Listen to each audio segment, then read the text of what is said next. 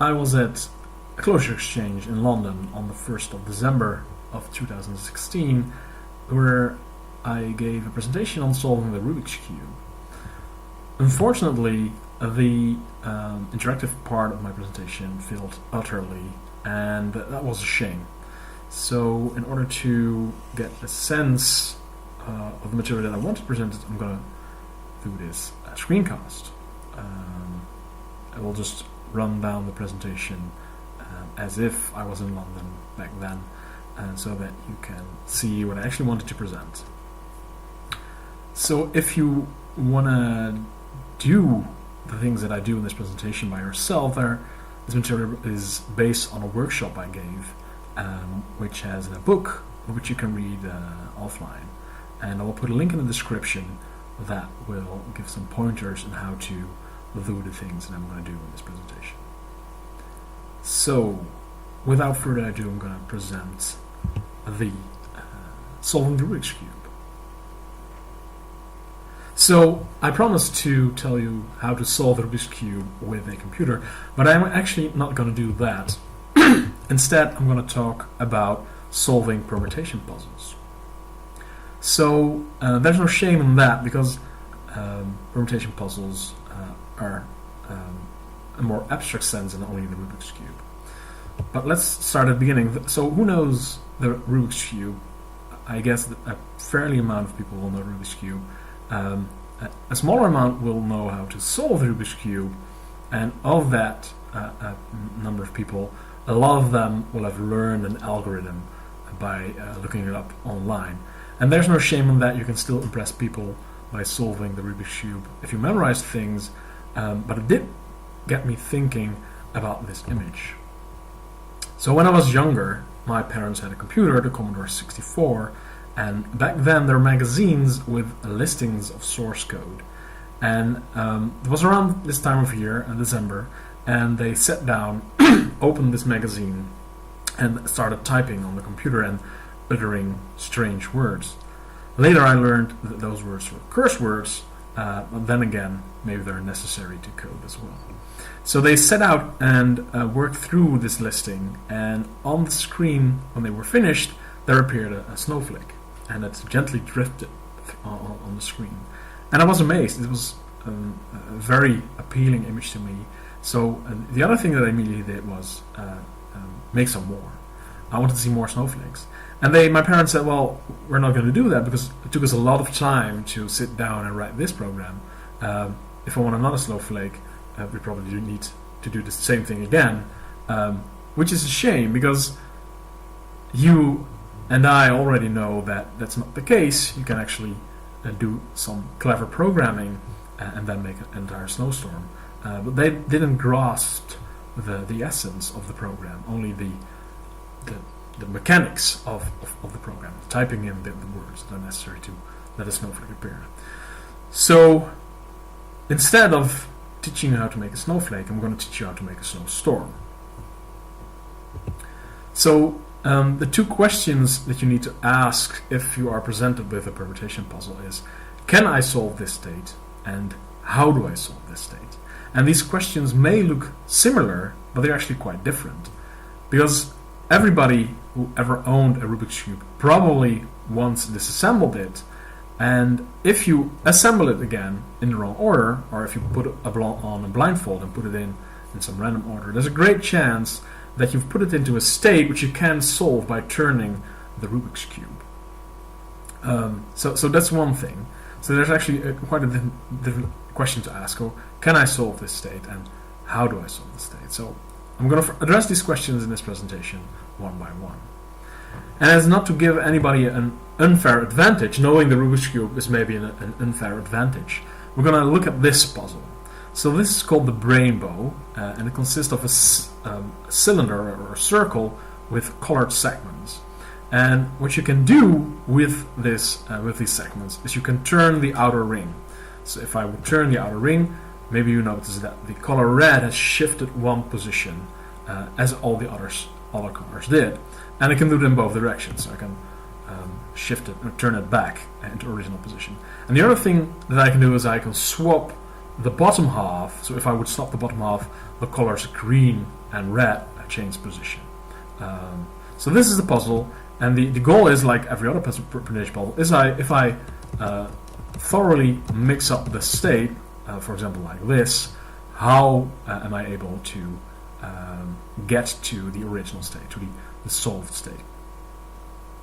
So this is what we're going to do. So the question that we're going to ask is, can I solve this state? Well, I press these buttons to change the state.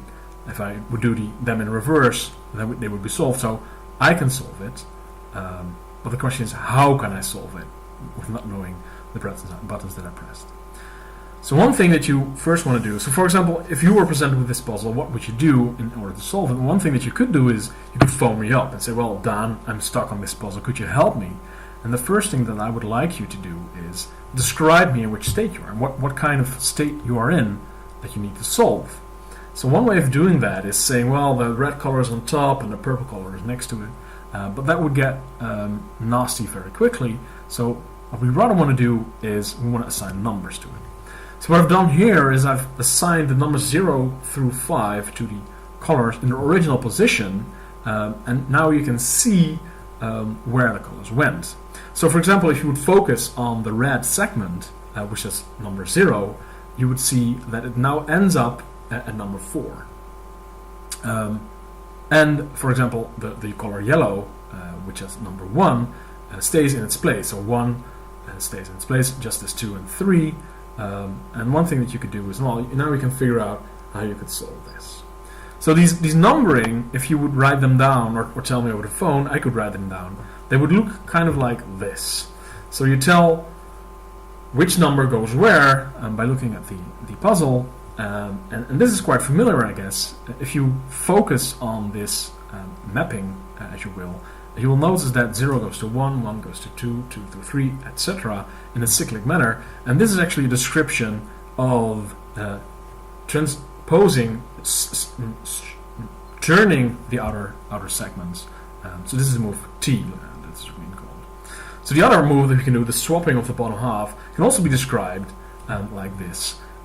Namely, color red goes to green, the numbers are 0 and 2, and green goes to red, and everything else stays in its place. So this is a way that you can convey the state in which you're in. Just tell me which mapping are you in.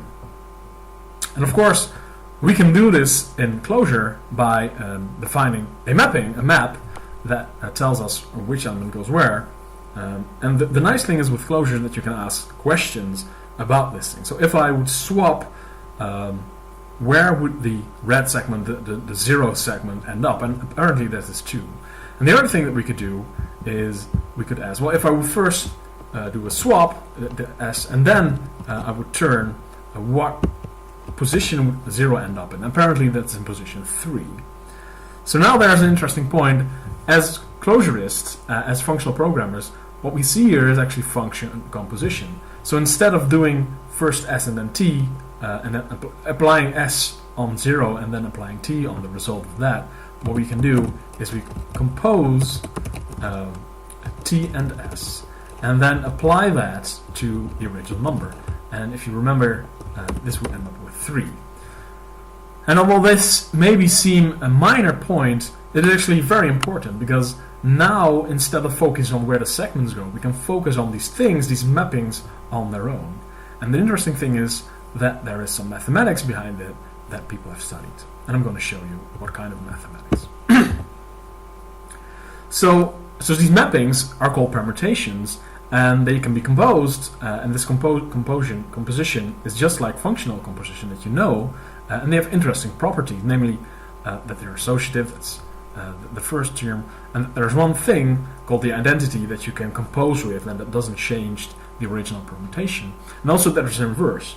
And these words may be very difficult or wordy in a sense, but if you use your puzzle intuition, this is nothing more than saying that, for example, the last rule is that if I do something to my puzzle, if I do all the moves in reverse, I end up in the solved state. That's the identity state.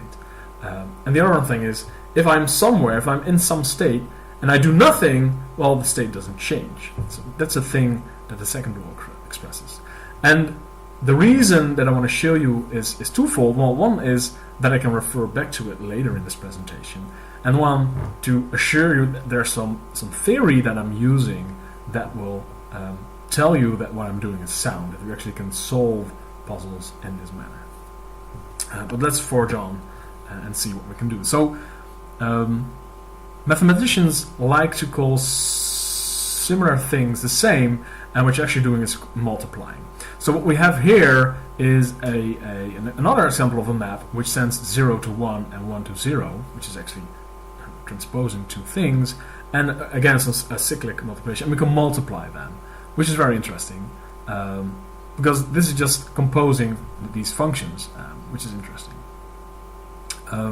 So there are other things that you could do. So you could try to also incorporate the inverse, and you will see if I would send 0 to 1 and 1 to 2 and 2 to 0, what will be the inverse of that?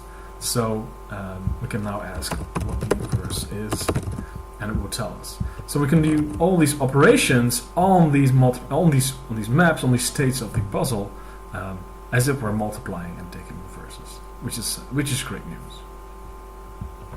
But how does it help us in solving the puzzle? So it helps us in knowing that if I know it for one puzzle and do nothing that is specific to a puzzle, we can apply it to a whole range of different puzzles.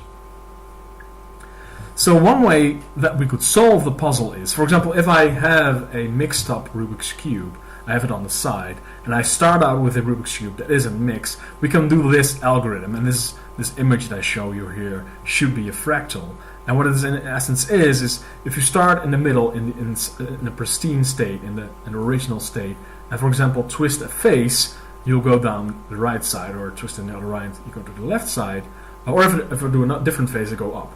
And by trying all the different combinations, first the combinations that are one step away, one turn away, and if that doesn't get me to the puzzle state, then I will do two changes, and in fact I'm traversing this graph, so you will. So this algorithm that I told you, you can express that by starting with the identity states and then multiplying different kind of things that you can do with a puzzle, and it will give you an answer, because you can, if you do all these multiplications, if you do all these steps, then you eventually will reach a solvable state. And if you can compare the states that you're in with the puzzle state, then you'll say, well, I can solve it because I've done these things. They occurred in the sequence. So here you see those puzzle elements that I show you, the T and the S. Those are defined as mappings, and we're going to use them in this method called elements generated by. So if I only do T and S, which elements can I reach? And I've shown this for the other two multiplication that were in the example earlier on, and there's quite a bunch of them that you can reach. But let's try to do this for T and S. So if we use T and S, what kind of things do we have? And what happens here, it runs off the screen. So there are a lot of stages that you can reach. In fact, we can count them, and there will be 72. So there are 72 states here. And all the 72 states we can write down a mapping and compare, is one of those mappings in this list that is generated by T and S. There's only one problem with this algorithm, in the sense that it is naive, and one of the reasons that it's naive has to do with the fact that if you will enumerate all of these permutations, they will quickly become unwieldy. There will be a lot of them. In fact, it's quite possible that the number of permutations that are reached by only a small number of generators is the factorial. So the factorial is defined as the number n times n minus 1 times yada yada yada times 2 times 1. So multiply all the numbers in the range until n. As you can see, this grows very quickly. So at each step it is multiplied with the next not used natural number, and it will quickly grow very much out of bounds. So that's a shame. So although this is the algorithm works, it quickly takes up too much time to really use make this feasible. So the reason that this isn't feasible is that if you map one of those elements to where it goes, you need to keep track of a lot of things. So there's 6 elements here. You need to keep track of where the elements go. And in principle, the first element could go to any of the 6 others, and the next to any to the 5. And this is where the factorial comes in. But the idea that you could have is, what if I would focus myself on just one number? So instead of focusing where all the numbers go, I could focus on where just 0 go. So if I would focus on where the 0 go, what I could do is I could keep track of, well, if I would turn, for example, in our puzzle, the segments, 0 would go to 1. And I could write that down in a table that would keep track of the things that I'm worried about. And for good measure, because maybe I want to know later on what I've did, I'm going to write down how I came to the element that's on the top. So in this table, 0, I don't have to do anything to let 0 go to 0. That's just identity. If I want to do 0 can go to 1 by applying t. And if I would continue, if I would swap in our puzzle by doing s, 0 would go to 2. And if I continue in this manner, I could get a list of all the elements that 0 can go to, and also have a nice feeling of which elements I need to do, which order of things I need to do to produce these elements. So here I have a program that is implementing these things. So at the moment I'm showing you a level, because there will be multiple levels later on, of the things that I'm interested in.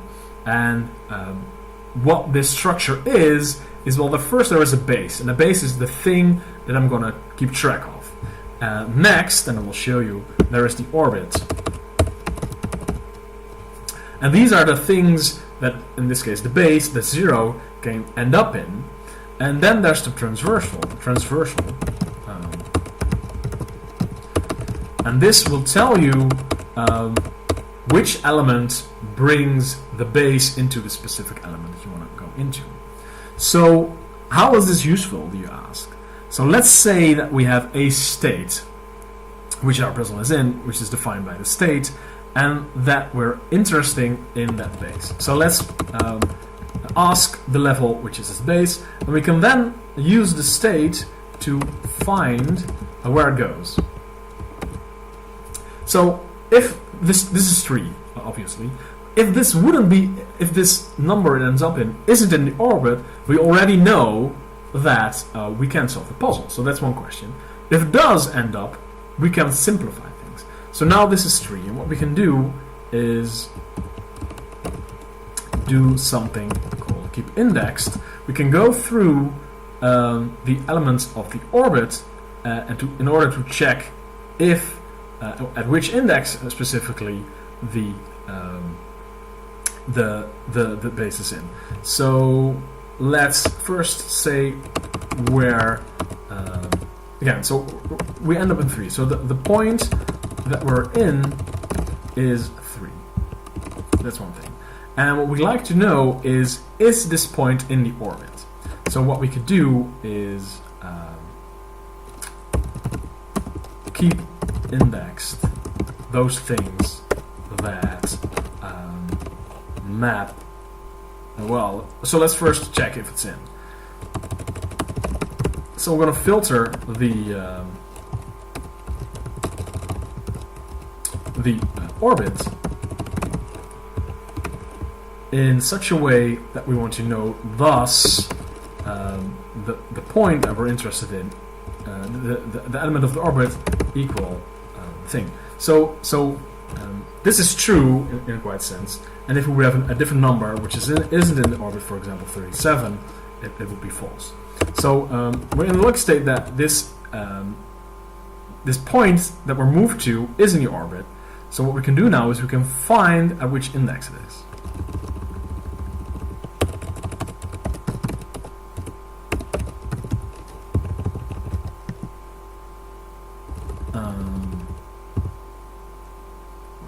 Here. So we can use keep indexed to pry out the index at which the point equals the element of the orbit. So we can now see that, well, at index 3 our point, which is 3, is in. So if we have this index, we can use that index to look up the transversal element that brings that point to there. So that will be nth of the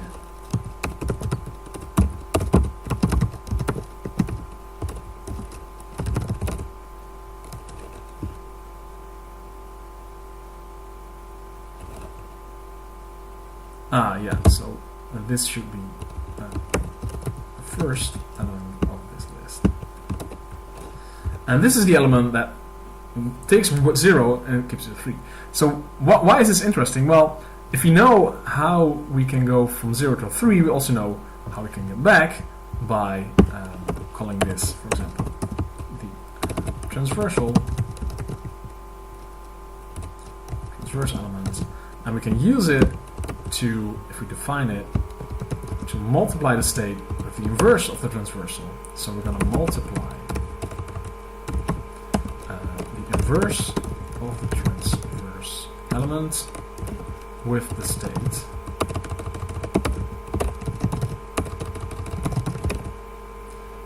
And if I could spell transverse, we end up with that permutation. And the interesting thing here is to know that the 0 element goes to itself, because what we're basically doing is we have a state that moves the base, and we have a transversal element that will move it back. So in a sense, if I do these things after each other, the base element will end up where it starts. And so what we can do, basically in our puzzle sense, is we can put an element in its place in the correct order. And if I can put one element in its place, and I can do that for multiple levels for the next level, then I can solve the puzzle. So basically, at this point, you know that you solve the puzzle. And the interesting thing is that this is better than the original, in the naive sense of iterating through all the possible permutations, because in a sense they need to be done one after the other, but because with these levels they stack, so each element of the level will produce multiple options, and you don't have to go through, you can sift through. So I'm going to show you a transversal element, and we'll do the first of that and count it. So if at any moment I have found that the elements that are generated by U, W, and V are enough, I can then sift those. Those are 4 things that I can reach, and if I know that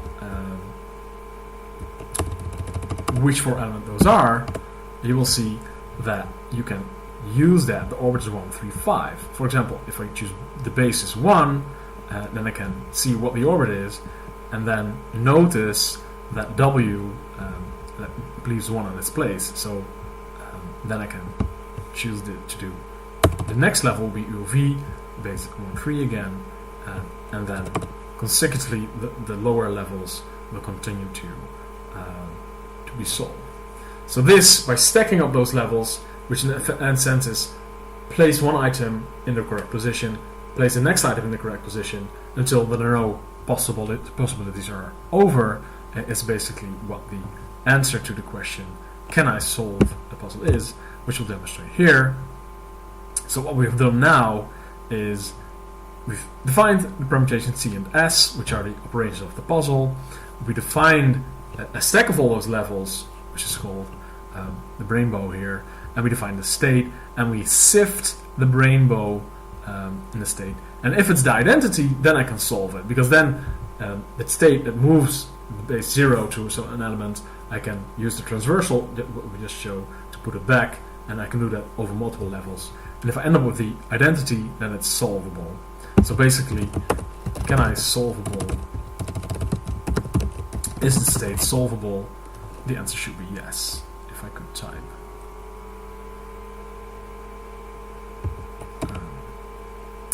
But then again, some things doesn't keep working.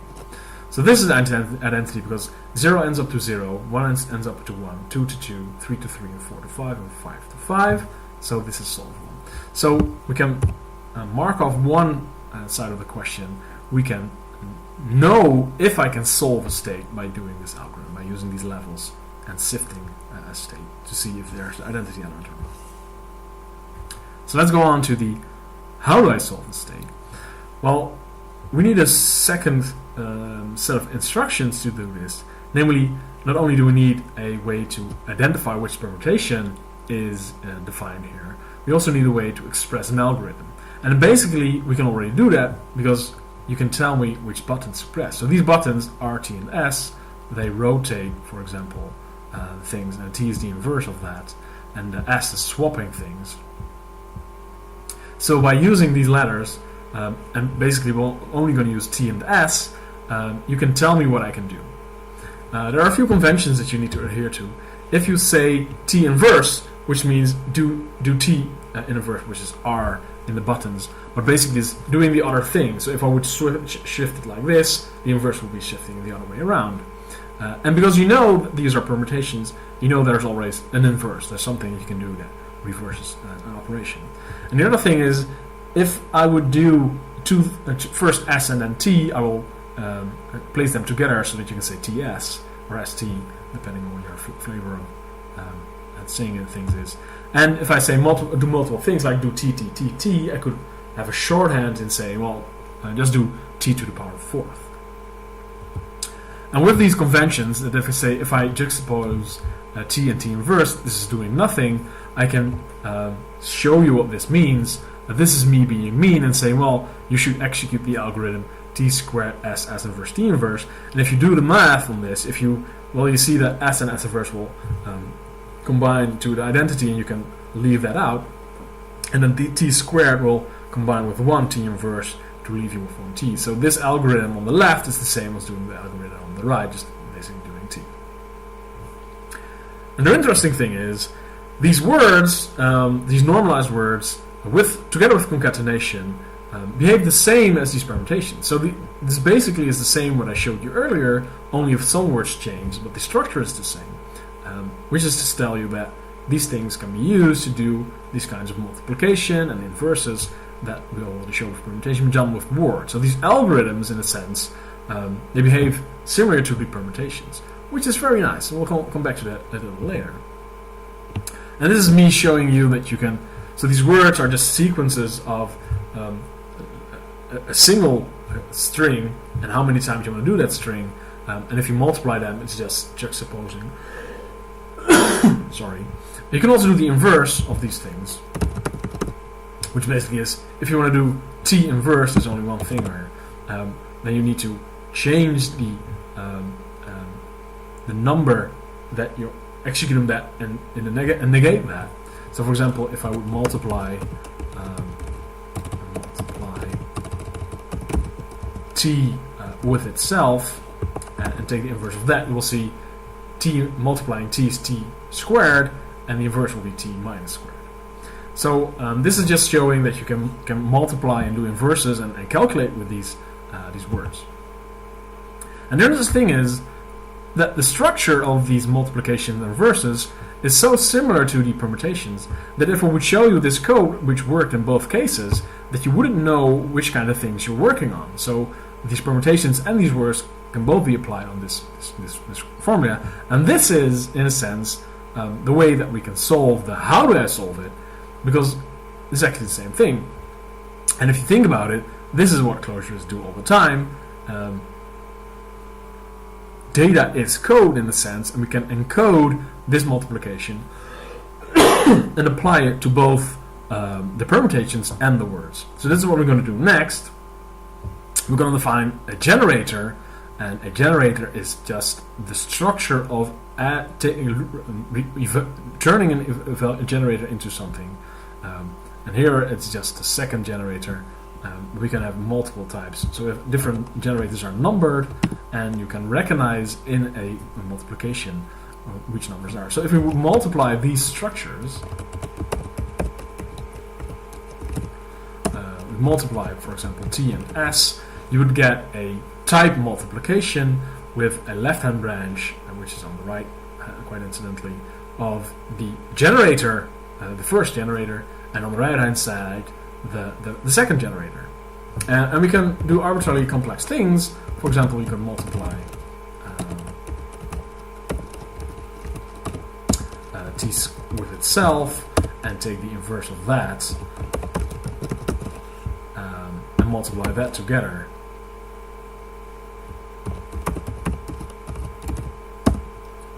And if I did everything correctly, you'll see that there is a multiplication with, on the right hand side, there's an expression of type multiplication with all these things together. So expressing these codes, these multiplications, can be done, and then we could evaluate them by assigning the generator to, for example, a permutation, and see what will end up, or a word, and we can use the same structure to do two kinds of computations. So if you would then use that in the things that you already know, you could solve this puzzle. So for example, what I have here is the solve does the stacking of the layers and sifting through the states with the structure of these things, and it could tell us how to solve this puzzle. So first, what we need to do is we have to find the state, which is the identity state, and our program tells us, well, you don't have to do anything to solve the identity state, the solved state, which is correct. So what we're going to do now is, well, 0, the red segment, ended up in 5. So 0 went to 5. I'm going to write that down. And 1, the yellow color, ended up in 4. And 2, the green color, ended up in 1. 2 ended up in 1. And 3, the light blue color, ended up in 0. 3 ended up in 0. And 4, that will be the blue color, ended up in 3. And 5 will be the purple color, ended up in 2. So out spews our program a algorithm to do. So what it says is, first, good question. First, apply t, then s inverse, t inverse twice, and s. So t inverse will be r. And the good question is, let's execute this algorithm from right to left. So t inverse will be r, s inverse is itself, t twice will be r twice, and swapping it will solve this puzzle. So now you have it. Our program is able to tell us what to do to solve this puzzle by basically doing a structure of the calculation needed to go from one to the other and inversing that. And with that, I will leave you to explore this puzzle on your own, and hope that you've enjoyed this presentation.